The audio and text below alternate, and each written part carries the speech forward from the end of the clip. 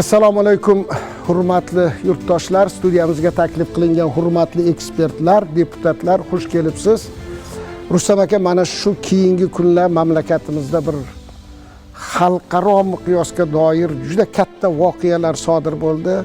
Ikkalasi bir-biriga hamohang bo'ldi desak ham bo'ladi, chunki birinchi mana tarixda birinchi marta biz jahon chempionatiga chiqdik futbol bo'yicha. Juda katta tarixiy voqea bo'ldi va mana 2 kun davomida Toshkent xalqaro investitsion forumi davom etdi va o'z ishini muvaffaqiyatli yakunladi. Bu ikki voqeaning o'rtasida qanaqa bog'liqlik bor desak, juda ko'pchilik hurmatli mehmonlar Bunyodkor stadioniga borib, shu futbol bo'yicha bizni jahon chempionatimizga chiqishga bir yakun yasagan o'yinda ishtirok etishdi. Ular ham nima deydi? Bu ham bir O'zbekistonning o'ziga xos targ'iboti bo'ldi. Ular ham juda xursand bo'lishdi. Biz buni ommaviy axborot vositalarida ko'p yoritdik. Bugun esa mana shu 4-Toshkent xalqaro investitsion forumini mazmun va mohiyatiga, qancha qatnashchilar ishtirok etdi, nechta mamlakatdan mehmonlar keldi, eng muhimi bizni xalqimizni milliy manfaatlariga xizmat qiladigan qanaqa bitimlar imzolandi? Ustoz sifatida siz boshlab bersangiz marhamat. Haqiqatan ham juda gapingiz to'g'ri. Biz mana kuni kecha 4-xalqaro investitsion forumini bo'lib o'tdi va bu aytganingizdek qo'shaloq bayramga to'g'ri keldi. To'g'ri keldi. Qarangki, o'sha sizni so'zingizni davom ettirib, o'sha Bunyodkor stadionida O'zbekiston Qatar o'rtasidagi bo'lgan futbol o'yinini, misol uchun Slovakiya rahbari, Bolgariya rahbari, undan tashqari butun dunyodan kelgan tashqi ishlar vazirlari, bir qancha yirik kompaniyalarni, demak, boshliqlari shu bayramda, ya'ni futbolda tomosha qilishda O'zbekistondagi bo'layotgan o'zgarishlarni o'zlari real ko'z bilan bo'ldi. Hattoki shunday anovlarni eshitdikki, bizlar ham qatnashganda ana bo'ldikki, biz dedi, mana shu futbol jarayonini va bo'layotgan, demak, o'sha o'yinda kuzatish jarayoni shohidi bo'ldikki, O'zbekiston Yevropa kabi shunday yutuqlarga erishayotganligini real ko'zimiz bilan ko'rdik deyapti. Bu masalan bir tomoni bo'lsa, masalan asosiy tomoni kuni kecha o'sha 4-xalqaro investitsiya forumini o'tganini sharhlovchilar shunday sharhlayaptiki, bu O'zbekiston o'sha investitsiyalarning hubiga aylanib bormoqda dedi. E'tibor beradigan bo'lsak, prezidentimiz bir muhim narsani aytdi investorlar uchun. Ilgarigi forumlarda, forum bo'lardi, uchrashuvlar o'tkazilardi, boshqa qilardi.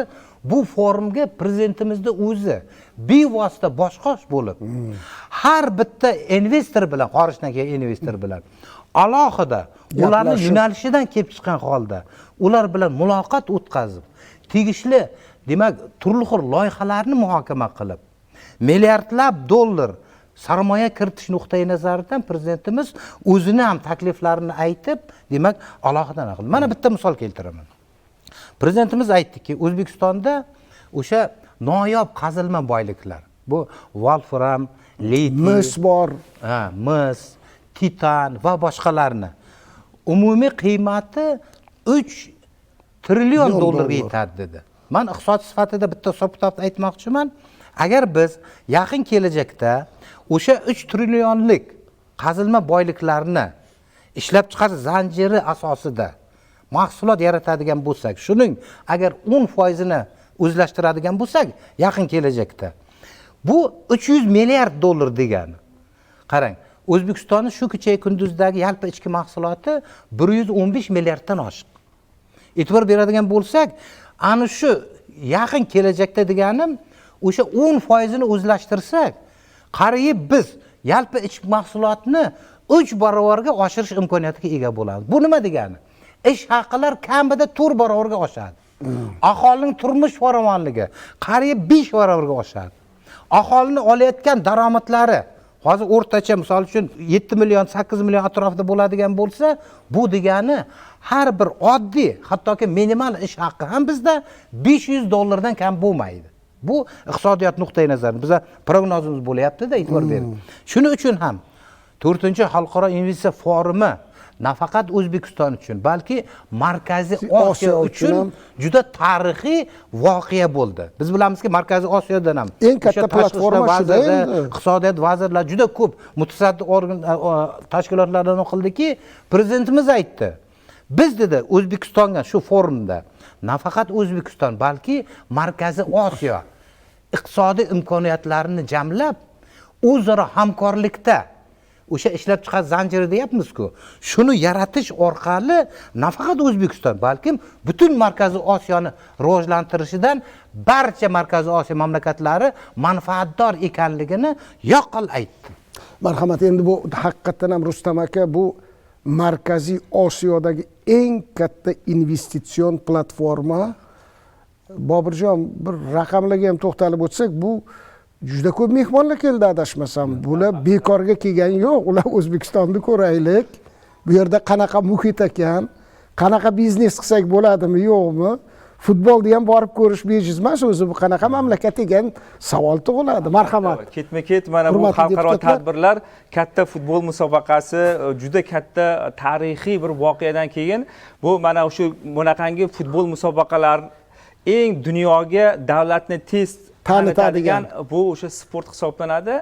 Agar dunyo tanisa, investor taniydi, turist taniydi va shu mamlakatga tashriflar, turistik tashriflar, investitsiyalarga ham bu ijobiy ta'sir ko'rsatadi.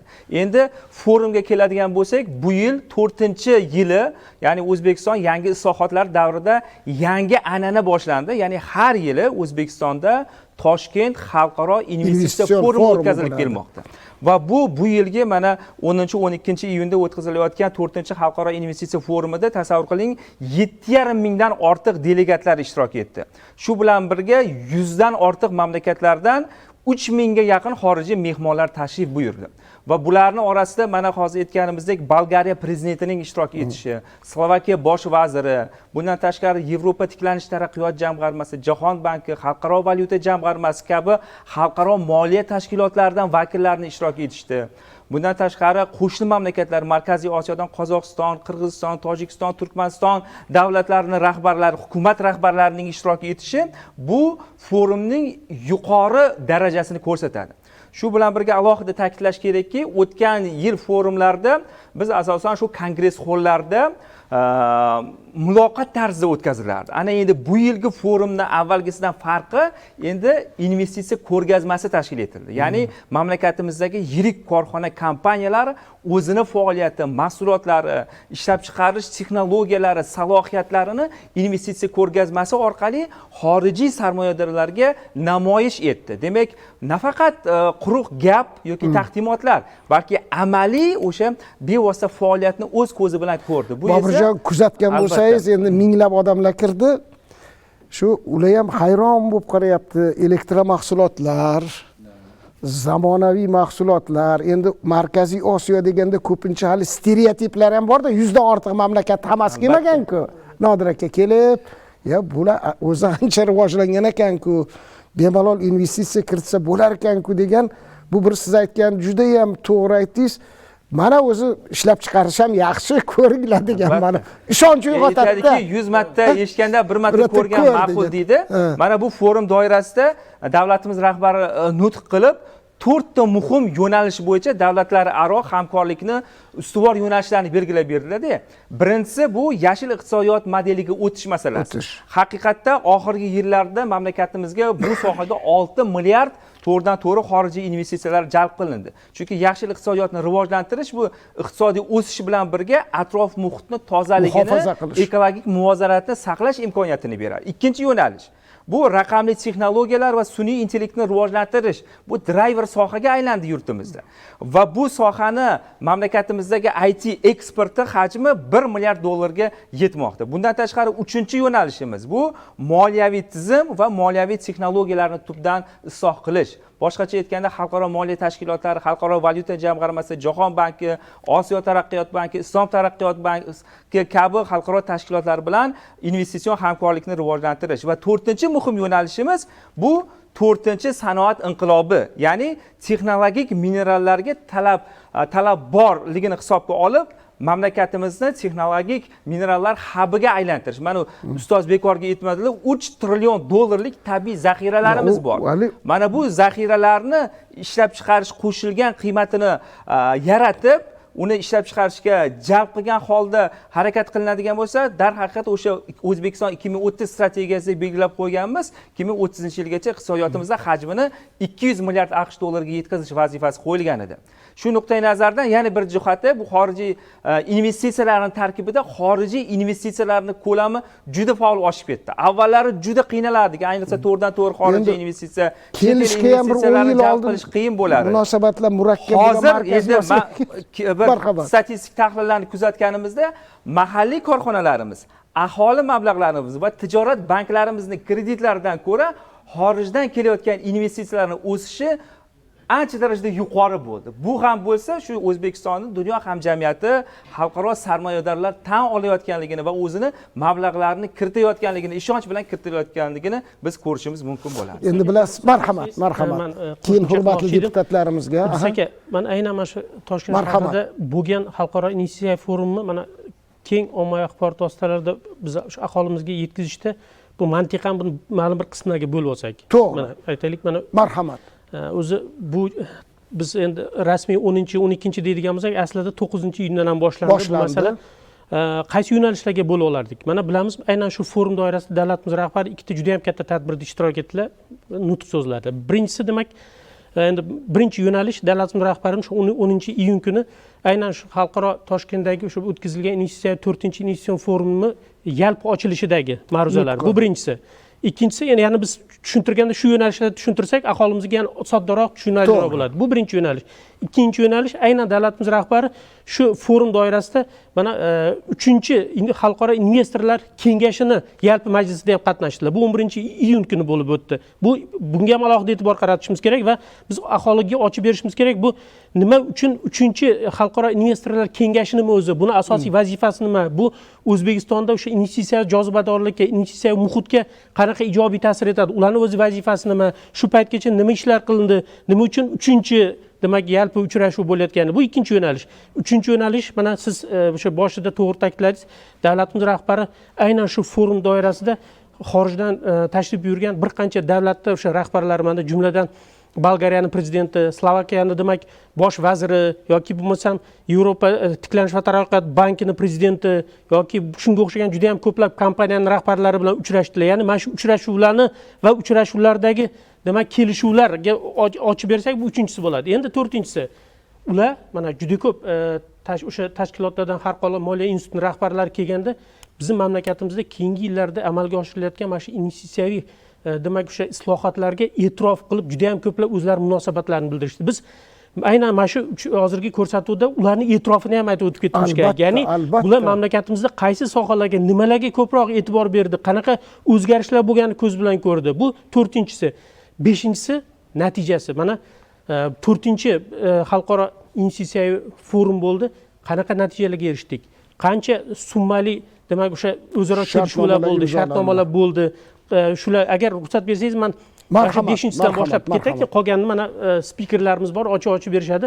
Men o'ylayman, agar shunaqa mantiqiy qilib bo'lib oladigan bo'lsak, chiroyli sodda bo'ladi. Juda katta anjumanda buni bo'lib o'sha investorlar kengashi bu alohida, buni ham alohida. Chunki men o'zim ko'cha-kuyda yuramiz, so'rab qolishdi. Nima uchun 4-xalqaro investitsiyaviy forum deyilyapti?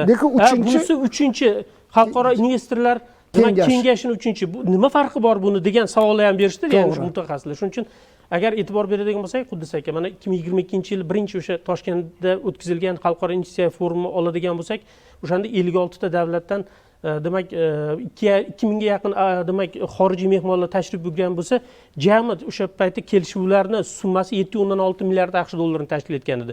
Mana kuni kechagi bo'lgan xalqaro forum mana nima deydi? Yakuniy natijalari e'lon qilindi.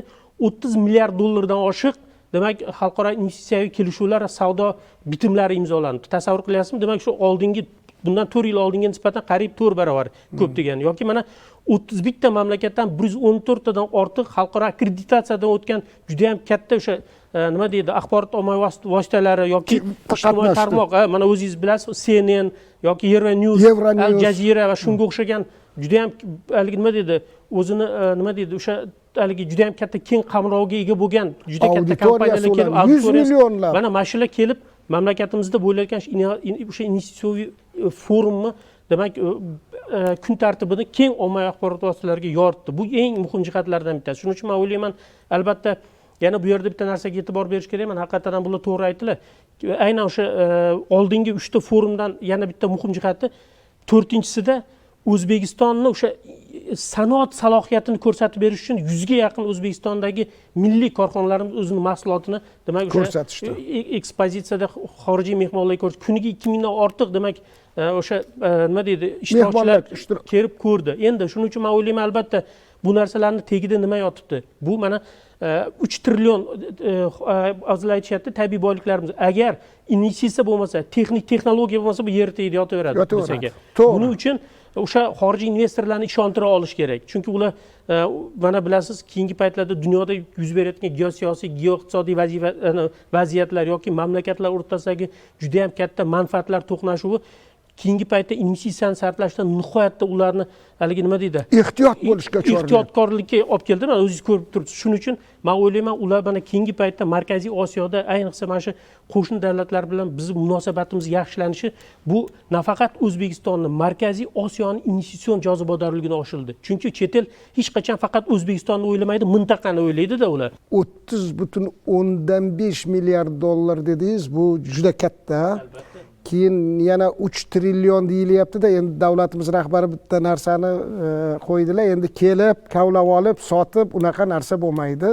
Kelasizlar, kavlab olasizlar, qayta ishlaysizlar, mahsulot qilasizlar, shunda biza sizlardan renta, endi haligi nima, joy uchun arendami? Arendada. Chunki tayyor mahsulot, o'sha 3 trillion tayyor mahsulot bo'lsa, 10 barobar qimmat bo'lganda bu 30 trillion demak bor. Chunki u xomashyo 3 trillion, yer osti resurslari. Marhamat, bu juda katta, bu bunaqa boyliklar endi o'zingiz bilasiz, hamma joyda ham uchrayvermaydi. Marhamat. To'g'ri ta'kidlab o'tdingiz. Hozir davlatimiz rahbarini shu yerda investorlarga chaqiruvi bo'ldi. Agar shu investorlar endi shu yerda ta'kidlab o'tdilarki, O'zbekistonni tabiiy zaxiralari to'g'risida ma'lumot berib, shu jumladan investorlarga chaqiruv bo'ldi. Agar investorlar shu geologiya qidiruv ishlaridan tortib to tayyor mahsulot ishlab chiqarish zanjirini yaratgan investorlarga prezidentimiz aytdilarki, 10 yillik rentadan ozod qilamiz, qoplab beriladi, qaytarib beriladi deb aytdilar. Bu albatta investorlar uchun qiziqarli. Ommaviy axborot vositalarida ham ko'pchilik moliyaviy institutlar va xorijiy investorlar e'tirof bilan aytishdiki, O'zbekiston davlat rahbarimizning investorlar uchun yaratayotgan takliflari, istiqbolli investitsiya tashabbuslari, istiqbolli investitsiya loyihalari ular uchun ham qiziqarli ekanini ta'kidlab o'tishdi. Endi ular uchun to'g'risini aytganda koni foydada tadbirkor uchun. Ular endi boshqa joyda borib shunaqa tayyor mahsulot chiqarsa juda katta nima deydi, soliq to'laydi, renta to'laydi. Endi bizga aytilyaptiki, ishlab chiq, maza qilib qo'shimcha daromad ol deyilyapti. Men hozir bu kishiga qo'shimcha qilib ketmoqchiman, keyin gapirasizlar. E'tibor bering. Dunyoda texnologik rivojlangan mamlakatlarda qazilma boyliklar defitsiti mavjud. Xuddi shunday. Yetishmovchilik. Ayniqsa noyob metallar. Noyob metallar ayniqsa. Bu prezidentimiz mana shuni taklif qilgani, o'sha asl maqsad yuqori texnologiyani O'zbekistonga jalb qilish va shu jalb qilish orqali O'zbekistonda o'sha noyob qazilma boyliklarni qayta ishlaydigan, o'zlashtiradigan, tayyor mahsulot qilinadigan katta bir tarmoqni yaratish maqsad qilib qo'yilgan. Va u xorij investorlar ham ularda texnologiya bor. Noyob metallar bilan ega bo'lish masalasida muammo bor ularda. Shuning uchun bu bekorga taklif qilinmadi. O'sha chet el investorlarining asosiy qiziqishi ham hali O'zbekistonda bu aniqlangan o'sha 3 trillionlik o'sha zaxiralarni hali aniqlangan qismi. Hali O'zbekistonda aniqlanmagan qanchadan qancha demak naqa bo'ldi. Ikkinchi tomoni Qudus aka, bu investitsiyalar jalb qilish xorijliklarning O'zbekistonda yangi ishlab chiqarishlarni tashkil etishga undaydi. Ya'ni ular o'sha qazilma boyliklaridan boshlasa o'zlashtirishdi, uning izidan boshqa tovar, mahsulotlar va xizmatlar yaratishdagi ularning ishtiyoqi oshadi. Shuning uchun ham siz aytgandek, prezidentimiz o'sha yer qa'ridan olinadigan soliq bor-da, o'sha renta sifatini qaytarib beramiz degani tadbirkorlar ma'lum bir qulayliklarga juda uch bo'ladi ular. Albatta. Demak, mablag'ini qaytarib olish masalasi qo'yilyaptimi? Ularda yana ham qiziqish ortadi. Bizlar esa yuqorida Nodir aytgandek, o'sha 1 so'mlik mahsulotni qazilma boylikni biz qayta ishlab sotadigan bo'lsak 20-30 barobar qimmatga solamiz. Biz o'sha ma'lum bir rentani qaytarib berish haqida gapiryapmiz, lekin undan oldin biz undan 20-30 barobar ko'proq foydaga ega bo'lib qolamiz biz. Eng muhimi o'sha keladigan tadbirkorlar yuksak texnologiyani olib keladi, chunki ular kam xarajat qilish kerak. To'g'ri. Arzonga endi texnologik ko'proq daromad olish uchun yuksak texnologiya. Eskicha texnologiya bilan nima deydi? U hech qanaqa o'zini oqlamaydi. Haligi ton narxi qimmat bo'lib ketadi, shuning uchun olib keladi. Olib kelgandan keyin tabiiy ravishda rivojlanayotgan mamlakatlarda tarixida u bizada qoladi, texnologiya o'zgartirib olamiz. O'zimizda qoladi. Bo'ldi. Marhamat. Assalomu alaykum. Xususiy yuqorida o'zingiz bir savol berdingiz, ya'ni o'sha futboldagi tarixiy g'alabamiz bilan qo'shilib ketdi. Xalqaro investitsiya forumida nima bog'liq bor? Ya'ni bitta bog'liqni o'zingiz aytib o'tdingiz, ya'ni bu o'sha mehmonlarni unda ham tadbirlarda ishtirok etishgan. Lekin boshqa bir bog'liq ham bor.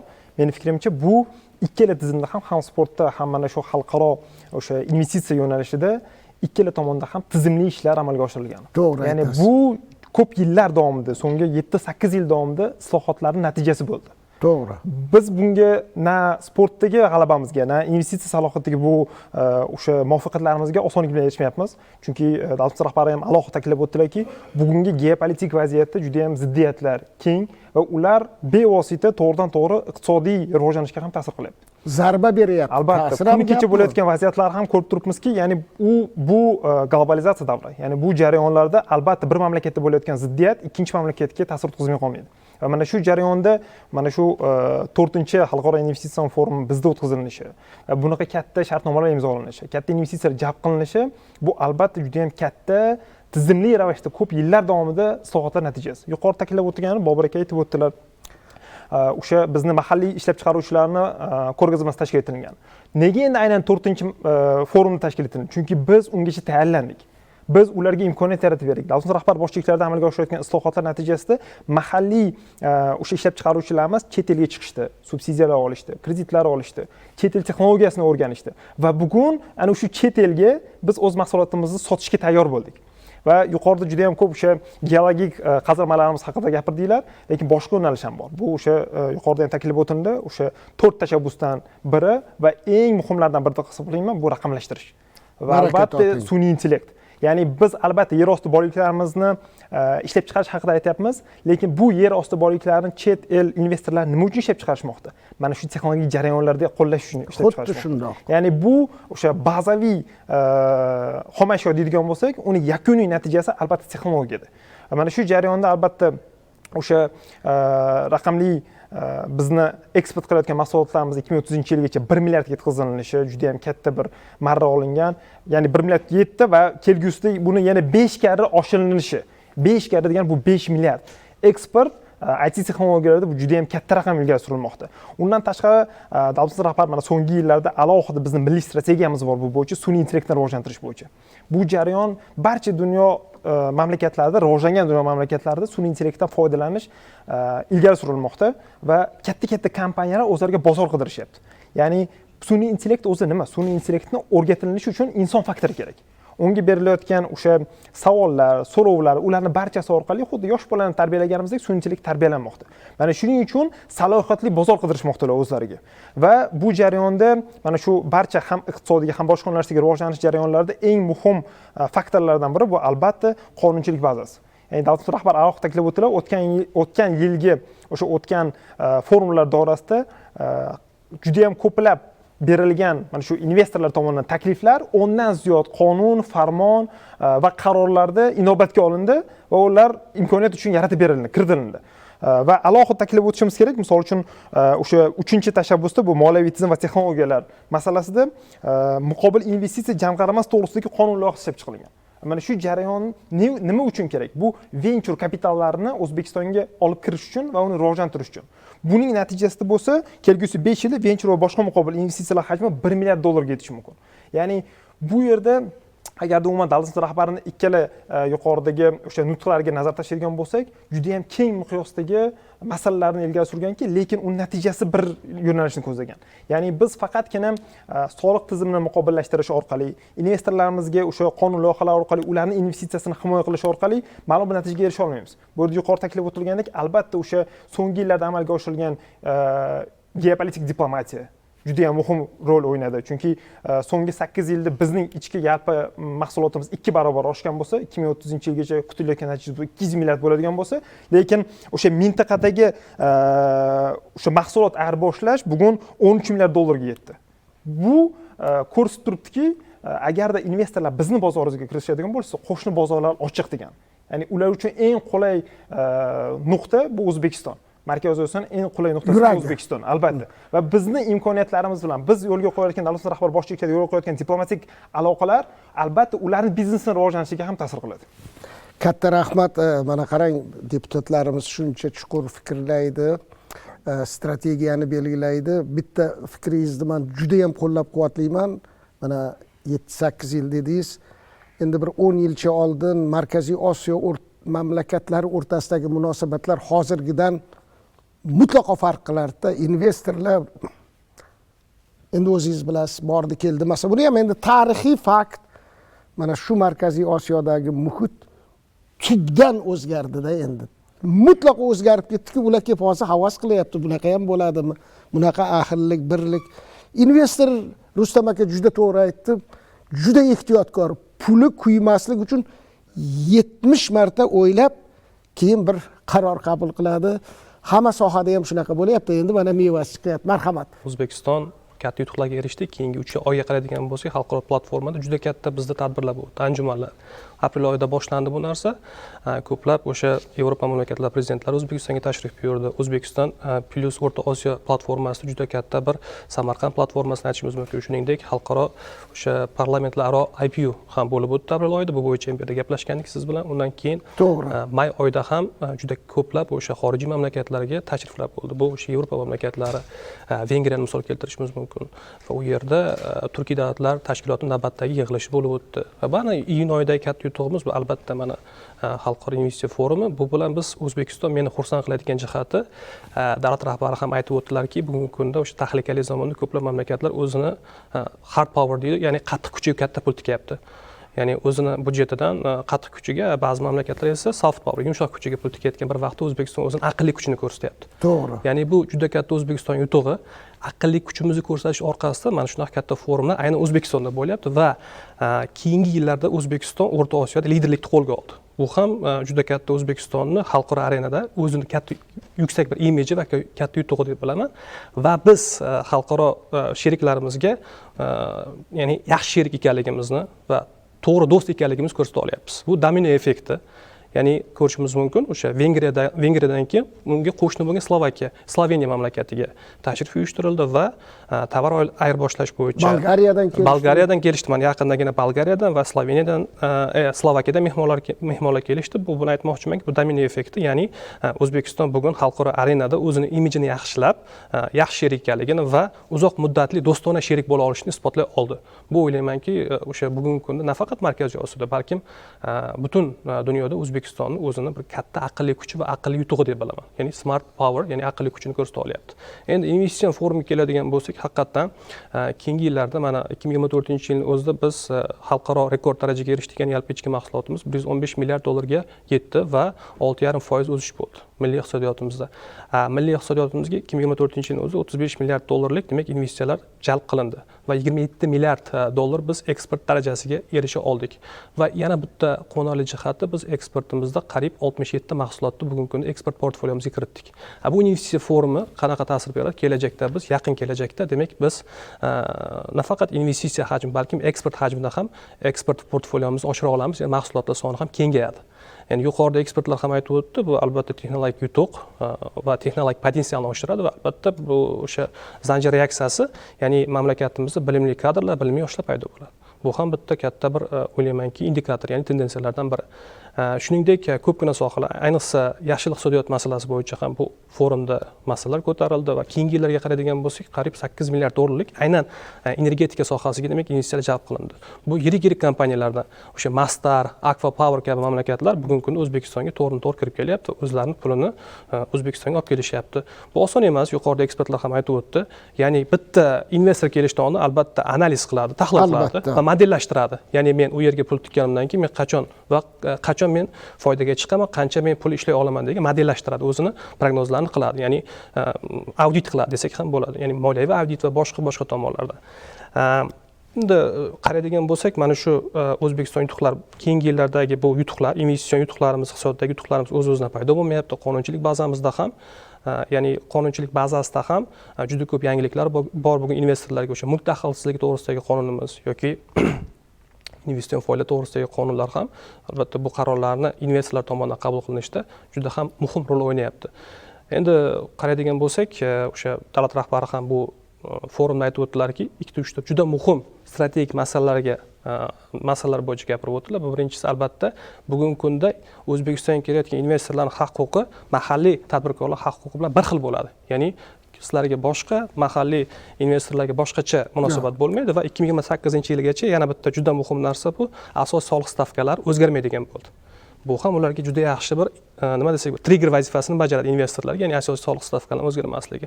Undan keyin yana bitta muhim jihat ularni jalb qilishda, ya'ni bugungi kunda O'zbekistonda o'sha davlat mulki bo'lgan juda ko'p aktivlar, juda ko'p aktivlar bugungi kunda demak privatizatsiya, ya'ni nima desak bo'ladi, xususiylashtirilyapti. Bu ham o'ylaymanki o'sha bir jozibali muhim bir faktor, indikator, ya'ni investorlarni jalb qilishda va shuningdek bugungi kunda o'sha eng muhim narsamiz O'zbekistondagi tinchlik masalasi ham ularni demak xorijiy investorlarni jalb qilishda o'ta muhim vazifa, o'ta muhim bir omil vazifasini bajarib kelyapti. Men o'ylaymanki o'sha 2030-yilgacha olgan muhim marramiz bu 200 milliard dollarlik marra. O'ylaymanki birin-ketin manimcha undan oldinroq erishamiz. Mana shunday ishlab chiqarish bo'yicha endi biz o'zimiz uncha bilmasligimiz mumkin-u, o'zimiz his qilmasligimiz mumkin, lekin bu 6%, 5% o'sishlar hozirgi dunyoda mana qarama-qarshilik yanada keskinlashdi. Shunday. Yanada keskinlashdi. Iqtisodiy zanjirga bosim baribir yanada kuchayadi. Mana shunday sharoitda O'zbekistonda bu 5-6%lik xalqaro indekslarga to'g'ri, juda katta narsa lekin. Xalqaro indekslarga qaraydigan bo'lsak ham o'sha Harvard Growth Lab tomonidan yaqinda bir indeks ishlab chiqildi. Bu iqtisodiyotning murakkablik indeksi. Va aynan bu indeks bo'yicha O'zbekiston bugun 80-o'rinni egalladi va bu juda ham katta raqam. Ya'ni biz Markaziy Osiyoda mutlaq rekord daraja, qo'shni mamlakatlarimiz ichida bu eng yaxshi pozitsiya hisoblanadi. O'zbekiston pozitsiyasi bunga osonlikcha erishilmadi. O'sha keyingi yillardagi 8 yillikdagi islohotlar amalga oshirilgan to'g'ri qaror va qonunlar, to'g'ri qarorlar bizni mana shu darajagacha olib keldi va bu indeksning tahliliga qaraydigan bo'lsak, o'sha yuqorida ham ta'kidlab o'tdim, O'zbekistonni bugungi kundagi eksport portfeli juda ham kengayib boryapti va bu indeksga erishishimiz uchun o'sha albatta texnologik yutuqlarimiz ham alohida bir omil vazifasini bajardi. Bosh ustiga. Boyagi men 5 ta mantiqan 5 ta yo'nalishga bo'ldik. Shu bitta yo'nalishda yana davlatimiz rahbari nimalarga e'tibor berganligi to'g'risida ham to'xtalib o'tay. Ya'ni mana o'sha 11-iyun kuni davlatimiz rahbari yana bitta katta tadbir, ya'ni o'sha xorijiy investorlar kengashi, 3-xorijiy investorlar kengashida ma'ruza qildilar. Bu o'zi nima degani? Davlatimiz rahbari aynan shu demak o'zlarining ma'ruzalarida xorijiy investorlar kengashi keyingi paytda O'zbekiston, mana bular ham aytdilar, o'sha investitsion muhitini yaxshilanishiga juda ham katta ijobiy ta'sir ko'rsatdi. Asosan 3 ta yo'nalishda. Birinchisi investitsiyaviy rivojlantirish, ikkinchisi sanoat texnologik sohamizni yanada bir imkoniyatlarni kengaytirish va innovatsion rivojlanishda ular o'zlarini juda ham katta maslahatlarni berib kelyapti. Nima uchun? Mana bilasiz, buni haqiqatan ham mendan oldingi ekspertlar aytdi. Aynan bu 100 ga yaqin mamlakatdan, demak o'sha 3000 ga yaqin delegatlar qatnashgan bo'lsa, xorijiy bularning ichida juda ham katta kompaniyalar borda, nufuzli kompaniyalar. Mana davlatimiz rahbari aytdi, aynan mana shu xorijiy investorlar kengashi O'zbekistonni jahon, o'sha haligi biz juda ham ko'p aytamiz, nima deydi, jahon savdo tashkilotiga kirish bo'yicha juda katta maqsadlarni qilganmiz. Aynan shu maqsadlar borasida ular o'zini o'sha amaliyotdan kelib chiqqan tajribalarini biz bilan o'rtoqlashyapti. Shuni nuqtai nazardan davlatimiz rahbari aytdilar, shu aynan shu kengashda o'sha eng rivojlangan aytaylik o'sha investorlarni bergan tashabbuslarning ichidan 40 ga yaqinini tanlab olinganligi bu bitta muhim jihati.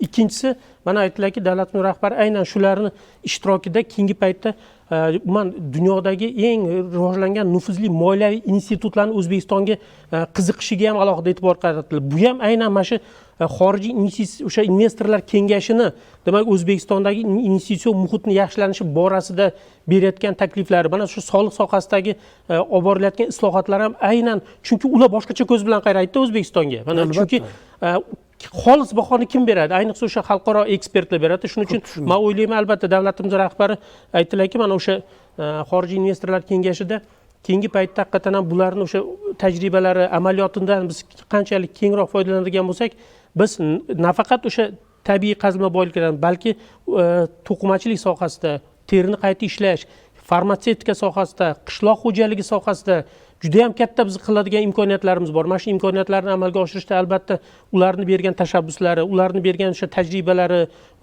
menimcha o'ylayman juda ham asqotadi. Shu nuqtai nazardan bu hozirgi shu bo'lib o'tgan 4-xalqaro investitsiya forumi buni men o'ylayman oliy o'quv yurtlarida ham kengroq targ'ib qilish kerak. Ya'ni o'sha talabalar ham sezish kerak, bilish kerakki, davlatning strategiyasi qayerga qarab ketyapti, qaysi yo'nalishlarga qancha mablag' ajratilayotgani. Buni orqasida mana yangi oliy o'quv yurtlari tashkil etilyapti. Yangi bu mana hozir aytamiz 30 milliarddan oshiqroq investitsiyaviy bitimlar, savdo kelishuvlari amalga oshirildi. Buni tagida yangi mutaxassislar ochilishga talabi kelib chiqadi Qudus aka. Shuning uchun men o'ylayman, buni orqasidan mana o'sha 2017-yillar bizda oliy o'quv yurtlarimiz o'sha 70 ga yaqin bo'lsa, mana hozir 200 dan oshdi, 222 ta xususiy oliy o'quv yurtlari bilan hisoblaydigan bo'lsak, men o'ylayman, albatta bu investitsiyalarning kirib kelishi bizni yoshlarimizni zamonaviy kasb egalarini, ya'ni yangi kasb egalari, yangi mutaxassislarning paydo bo'lishiga olib keladi. Eng muhimi, qo'shilgan qiymat yaratadigan sohani biz rivojlantirishga juda katta e'tibor qaratyapmiz. Boyagi iqtisodiyot murakkablik indeksi ham aynan shu. Ya'ni O'zbekiston xomashyo bazasidan tayyor mahsulotlar ishlab chiqayotgan davlatlar qatoriga kirib boryapti-da. Bu nimani hisobiga? Aynan mana shu keyingi paytda mamlakatimizda investitsiya sohasida olib borilayotgan islohotlarning samarasi. Shuning uchun men o'ylayman, albatta buni biz samarasini 1-2 yil, 3 yil, 4 yil, 5 yildan keyin men o'ylayman, albatta his qilamiz. Hali Xudo xolasa siz bilan bu masalada juda ko'p muhokamalar qilamiz. Xudo xolasa. Nodir aka hozir bitta qimmatli fikr aytdilar. Uzr so'rayman. Nafaqat talabalar, Nodir aka, biz hozir bir evrilish, bir tarixiy burilish nuqtasida yashayapmiz. Mana Rustam aka doim aytib keladi, biz tom ma'nodagi bozorga endi o'tyapmiz deb. Bu ham haqiqat, bu juda og'ir jarayon, siz aytasiz. Mana Jahon savdo tashkilotiga Xudo xolasa forum ham juda katta turtki bo'ladi. Jenevada kecha qo'llab-quvvatlashdi. Nafaqat talabalar, mamlakatimizning taqdiri hal bo'layotgan paytda har birimiz bilishimiz kerak. Nima uchun bu forumlar o'tkazilyapti? Nima uchun davlat rahbari har bir kelgan investor bilan ish qilib alohida o'zbekcha qilib aytganda otang yaxshi, onang yaxshi, kel bizni yurtga, biz bilan hamkor. Bu hammasi mamlakat kelajagi uchun-da. Bir paytlar men aytay, endi o'zim biz endi siyosiy ijtimoiy ko'rsatuv qilamiz. Koreyslar, yaponlar shu siyosatni qo'llab-quvvatlash uchun butun bor budini tilla taqinchog'ini davlatga bergan. Shu qiyinish davrida mana bizadan sizlarga shu yordam deb ana rivojlanib ketdi. Siz nafaqat talabalar, har birimiz bilishimiz kerak. Kim uchun o'tkazilyapti bu? Mamlakat uchun-da, to'g'rimi? 100 ta mamlakatdan mehmonni kutib olish, ularning xavfsizligini ta'minlash, ularga O'zbekistonni ko'rsatish, futbolga olib borish, ziyorat qildirish, bu shunchaki narsa emas. Buni hammasini zamirida O'zbekistonni taqdim qilish. To'g'rimi, noto'g'rimi? Futbol nima? Xalq ko'rdi ular. Xalq bilan birlikni ko'rdi. Davlatimiz rahbarini qanaqa xalq qo'llab-quvvatlaganini ko'rdi-da ular. Yo, gapim noto'g'rimi? Bu dedi, Yevropa ekan-ku dedi, futbolini qara, madaniyatini qara. Shuning uchun men sizni qo'llab-quvvatlab, har birimiz hozir kamida Bobur Valiyevga o'xshagan siyosatchi bo'lishimiz kerak. Bo'lmasa siyosat biza bilan shug'ullanadi. Biz siyosat shu fikrlaringizda qo'shimcham bor edi, ruxsat Bobur bersangiz. hozir endi sal to'lqinlarni gapirsin Bobur. Endi kelyapti. hozir davom ettiradi. Quddus aka, mana hozir o'sha Mana yosh deputatlarimiz qarang, men juda xursand bo'ldim. 4-xalqaro investitsiya forumidagi bizni istiqbolda bo'ladigan masalalarga tamal tosh yotqizildi. Men endi prezidentimizni o'sha yashil iqtisodiyotga modeliga o'tish masalasidagi yaqin yillar ichida hech kimni xayoliga kelmagan yoki kimlardir ishonmagan natijalarga erishdik. Mana e'tibor bering. Erishdik.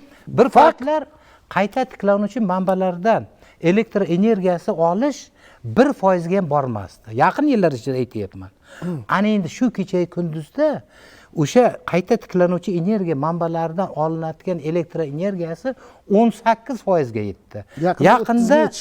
Yaqinda 24% ga erishildi. Qarang, e'tibor bering. Bir paytlar elektr energiya ishlab chiqarish 59 milliard kilovat soat bo'lgan bo'lsa, shu kecha kunduzda elektr energiya ishlab chiqarish 82 milliard kilovat soatga chiqdi. Va buni 2030-yilga borib biz 120 milliard kilovat soatga chiqarishimiz. Men demoqchimanki, biz bir paytlar boyagi bo'larmikan yoki hech kim ishonmagan masalada, ayniqsa qayta tiklanuvchi energiya manbalarida shunday yutuqlarga erishib turibmizki, demoqchimanki, demak bu investitsiya forumida tuzilgan 30 milliarddan oshiq investitsiyalarni o'zlashtirishimiz hisobidan bizda nimalar ro'y beradi, qarang. Nodirbek aytganda, yangi texnologik jarayon kirib keladi. Yangi sohalar paydo bo'ladi. Yangi ish o'rinlari paydo bo'ladi. O'zimizda mana migrantlar hozir chetga borib ishlayapti. Ana endi Markaziy Osiyoda va chet mamlakatlardan O'zbekistonga migrant bo'lib ishlaydigan holat vujudga keladi. Va men aytmoqchimanki, mana iqtisodchi olimlar aytayaptiki, 200 milliard dollarga yetkazish maqsad qildik.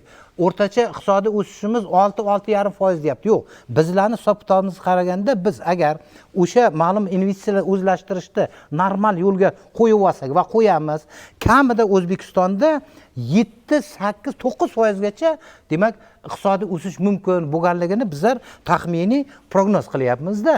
Shu nuqtai nazardan qaraganda, qarang, bo'lmaydigan soha deb o'ylash mumkin emas. Demak, qayta tiklanuvchi energiya manbalarini biz yo'lga qo'yib oldikmi? E'tibor beradigan bo'lsak, hozir elektr energiya, gaz ta'minotida ma'lum bir ijobiy o'zgarishlar boryapti. Bundan misol uchun 3 yil oldin ma'lum bir taqchillik kuzatilgan bo'lsa, o'tgan yili bu unchalik qattiq kuzatilmadi. To'g'ri, ma'lum bir uzilishlar boshqalar bo'ldi-ki, lekin buning hammasi o'sha bizda olib borilayotgan yashil iqtisodiyot asosida tashkil qilinayotgan islohotlarning real natijasi sifatida qarashimiz kerak. Boburjon, sizga endi misol keltirib ketdim. Men ustoz fikrlarini davom ettiraman. Darhaqiqat hozir dunyo hamjamiyati xalqaro maydondagi geosiyosiy vaziyatlarga e'tibor beradigan bo'lsak, oson bo'layotgani yo'q. Masalan, to'g'ridan-to'g'ri xorijiy investitsiyalar, bu o'sha UNCTAD tashkiloti bor. Foreign Direct Investment deydi. Ana shuni hisobotlarni e'lon qilib boradi. Oxirgi 2 yilda rivojlanayotgan mamlakatlarga kirayotgan to'g'ridan-to'g'ri xorijiy investitsiyalar kamayib boryapti. Kamaydi. Hatto o'tgan yili mana 2% ga kamaydi. Hozir dunyo bo'yicha bu 1.4 trillion AQSh dollarini tashkil etadi. Lekin O'zbekiston rivojlanayotgan mamlakat sifatida aksincha O'zbekistonga kirayotgan xorijiy investitsiyalar karrasiga oshib boryapti. Endi boya bir xalqaro tashkilotda reytingini etdik, murakkablik indeksi bo'yicha. Men yana bir indeksni keltiraman. Bu iqtisodiy erkinlik indeksi bo'yicha oxirgi 5 yilda O'zbekiston 48 pog'onaga ko'tarilgan. Bu nihoyatda yuqori ko'rsatkich hisoblanadi. Buni asosida nima yotibdi? Asosida davlatning iqtisodiyotga aralashuvi cheklanib borilyapti. Xususiy sektorga, tadbirkorlarga imkoniyat berilyapti. Davlat esa o'zini aralashuvini, byurokratik to'siqlar, boshqa ular kamayib boryapti. Va davlatimiz rahbari investitsiya forumida alohida ta'kidladilarki, endilikda 29 ta yirik davlat korxonalarimizda ham xususiylashtirish masalasi kun tartibiga qo'yilganligini. Bundan tashqari, boya Jahon savdo tashkiloti haqida gapirdik. 2026-yilda Jahon savdo tashkilotini navbatdagi katta katta yig'ilishi raundda yig'iladi. Raund deyiladi bu. Mana bu yig'ilishda kun tartibiga O'zbekiston harakat qilyaptiki, aynan Jahon savdo tashkilotiga kirish masalasi. Sababi ushbu tashkilotga a'zo mamlakatlar butun dunyo yalpi ichki mahsulotini va tashqi savdosini 80-90% dan ortig'ini tashkil etadi. Bu esa xalqaro maydonga erkin eksport qilish imkoniyatimizni va import munosabatlarimizni yana yangi bosqichga chiqarishga imkon beradi. Mana Yevropa ittifoqi ham GSP+ dasturi deymiz, o'sha General Scheme of Preferences deydi. Hamma davlatlarga beravermaydi, ishonchga kirgan, xalqaro jamiyat e'tirof etgan, rivojlanayotgan mamlakatlarga o'zini bozorini ochadi. Ya'ni O'zbekiston uchun mana 6000 dan ortiq, 6200 dan ortiq tovar mahsulotlarini Yevropa bozoriga imtiyozli ravishda eksport qilish imkoniyatlarimiz bor. Bundan tashqari yana bir alohida bir yangilik desa ham bo'ladi kutilayotgan. Ya'ni Toshkent shahrida hozir aholimiz 5 milliondan oshishni boshladi.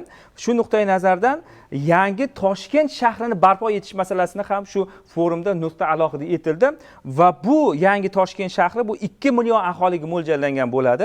Bu yerda aeroport, temir yo'l, avtomobil avtotransportini bog'laydigan, yiliga e'tibor bering 20 million yo'lovchiga xizmat ko'rsatadigan multimodal hubni tashkil etish, yaratish, rivojlantirish. Endi bu mutlaqo yangi shahar bo'ladi. Bu katta voqelik iqtisodiy nuqtai nazardan ham xorijiy investorlarning e'tiborini mana bu yirik loyihalarga davlatimiz rahbari qaratdi. Men o'ylayman, agar bu loyihalar muvaffaqiyatli amalga oshiriladigan bo'lsa, faqat va faqat yurtdoshlarimizning, aholimizni farovonligini oshirishga xizmat qiladi. Vali Singapur, Dubay, bular alohida shaharlar-ku, alohida tizim bilan yaratilgan. Yangi Toshkentda mana shunaqa mutlaqo yangi bir qiyofada, yangi bir loyihada amalga oshiriladi. Bu ham investorlarni kerakda. Masalan, Dubayga nimaga borishadi? Tarixiy obida, zamonaviy shahar, zamonaviy obidalar, zamonaviy komfort. Marhamat. Yuqorida ana mana shu bo'layotgan islohotlarni talabalarga, xalqimizga tushuntirish masalasi ko'tarildi va mana shu jarayonda biz ko'proq ahamiyat berishimiz kerak bo'lgan jihat bor. Ya'ni nafaqatgina mana shu kecha kunduzda bo'lib o'tayotgan investitsiya forumi jarayonini, balki ungacha bo'lgan jarayonlarni ham tushuntirishimiz kerak. Albatta. Ya'ni biz Jahon savdo tashkilotini bugun ko'p esladik. Mana shu kecha kunduzda ham ular Jeneva shahrida, ya'ni navbatdagi o'sha muzokaralarni olib borishyapti va yaqindagina ommaviy axborot vositalaridan o'qidik. Ya'ni Buyuk Britaniya bilan o'zaro o'sha bir shartnomalar imzolandi, ya'ni kelishuv shartnomalari imzolandi va u davom etmoqda va o'sha Jahon savdo tashkilotining ekspertlarining xulosasini o'qidim men. Tanib chiqish jarayonida ular alohida ta'kidlab o'tishyaptiki, O'zbekiston mana shu Jahon savdo tashkilotiga kirish va muzokaralarni olib borish jarayoni bo'yicha juda ham tez ketyapti. Ya'ni qolgan davlatlarga nisbatan ularni o'sha samaradorligi, muzokaralar samaradorligi juda ham tez ketyapti. Bu nega amalga oshirilyapti? Ya'ni shaxsan davlatimiz rahbarining topshiriqlari 2026-yilgacha biz Jahon savdo tashkilotiga kirishimiz kerak va mana shu ishchi guruh atrofidagi bo'layotgan yordamchi kuchlar. Ya'ni xususan Qonunchilik palatasi ham Jahon savdo tashkiloti bilan hamkorlikda o'sha ishchi guruhi, kirish ishchi guruhi bilan hamkorlikda faoliyat olib boryapti. Nega? Jahon savdo tashkilotiga kirish uchun maxsus biz o'zimizning milliy qonunchiligimizga o'zgartirishlar kiritishimiz kerak. To'g'ri. Ya'ni o'sha jahon standartlari bor, ularni implementatsiya qilishimiz kerak. Xususan aytaylik, har o'sha 1-2 oyda ular tomonidan ma'lum bir o'zgartirishlar taklif etilmoqda. Albatta tashabbuskor vazirlik mahkamasi, vazirliklar tomonidan va parlament ham shunga yondashyapti. Bu nimaga kerak? Ya'ni yuqoridagi fikr davom ettiradigan bo'lsak, nafaqat o'sha to'g'ri aytdingiz, juda ham nafaqat talabalarimizga, balki xalqimizga ham tushuntirishimiz kerak. To'g'ri. Chunki ba'zi bir tadbirkorlarimiz bugun Jahon savdo tashkilotiga kirishimizdan qo'rqishyapti. Ular aytishyapti, bizni bozorimizga tashqi o'sha tadbirkorlar kirishadigan bo'lsa, bizni bozorimiz nima bo'ladi degan fikrga borishyapti. Bundan qo'rqmasligimiz kerak. Yuqorida Bobur akam juda ham to'g'ri aytib o'tdilar. Buni ikkinchi tomoni bor. Bizga tashqi bozor ochilyapti. Texnologiya kirib keladi. Endilikda nafaqatgina texnologiya, biz ham tashqariga endi mahsulotimizni bemalol sota olamiz va shunaqangi tartibda sota olamizki, o'sha qo'shni davlatlarimiz qaysi narxda o'z mahsulotlarini taklif qilishayotgan bo'lsa, biz ham shu narxda tavsiya qilamiz. Mana shu jarayonni ham inovatga olishimiz kerak. Ya'ni biz endi faqatgina ichki bozorni emas, tashqi eksportni o'ylab tadbirkorlarimizni rivojlantirish imkoniyatini berishimiz kerak. Davlatimiz rahbari ham alohida shu tashabbuslarni taklif etdilarki, aynan mahalliylashtirish masalasiga urg'u berdilar. Nega? Chunki bugun biz Jahon savdo tashkilotiga kirishni maqsad qilgan ekanmiz, biz o'zimizning tadbirkorlarimizni ham o'ylashimiz kerak. Va mana shu jarayonda ularning vaqtlari bor. Unga tayyorlanishlari kerak. Berilayotgan subsidiyalardan, imkoniyatlardan foydalanish kerak. Tashqi davlatlardan o'sha o'zlariga sheriklar qidirishni boshlashlari kerak. O'zlarining mahsulotlarini sotishga tayyorlanishlari kerak. Va bir narsani alohida ta'kidlab o'tishimiz kerak. Yuqorida o'sha IPO ga to'xtalindi. Parlamentararo assambleyasi Toshkent shahrida 150 o'sha yubiley assambleyasi o'tkazildi. 2,5 mingga yaqin mehmonlar tashrif buyurishdi. Va mana shu jarayonda parlament vakillari O'zbekistonga qaysi sohalarda investitsiya kiritsa bo'ladi bizni tadbirkorlarimizni bizdan so'rashdi, ya'ni. Ana. Ularni parlament ham qiziqyapti. Xususan Yaponiyani nazarda tutish mumkin. O'sha Davlat biznes rahbari xorijiy investorlar kengashidan so'ng alohida mana shu davlatlar vakillari bilan, hukumat rahbarlari bilan uchrashdilar. Men tanishib chiqdim. Ommaviy axborot vositalarida ham e'lon qilindi bu. Yaponiya mamlakatidan tashrif buyurgan delegatsiya bilan uchrashgan va u yerda alohida yo'nalishlar kesimida mana shu muhokamalar bo'ldi. Va bir qiziq jihati shundaki, o'sha IPOga tashrif buyurgan Yaponiya delegatsiyasi shaxsan mendan so'ragan savollar o'sha kuni kecha muhokama qilindi. Nega? Ya'ni ular hattoki boshqa yo'nalishlardan, parlament yo'nalishidan, vazirlar mahkamasi yo'nalishlaridan o'zlariga olayotgan ma'lumotlarni ular tasdig'ini topishyapti va eng yuqori darajada muhokama qilishni boshlashyapti. 4-Toshkent xalqaro investitsion forumini mazmun va mohiyati haqidagi bugungi suhbatimiz ham ozgina bo'lsa shu targ'ibotga hissa bo'ladi degan umiddamiz. Bugungi ko'rsatuvdagi faol ishtirok uchun sizlarga katta rahmat. Muhtaram teletomoshabinlar, shuning bilan munosabat ko'rsatuvini bugungi sonini yakunlaymiz. E'tiboringiz uchun rahmat, xayr, salomat bo'linglar.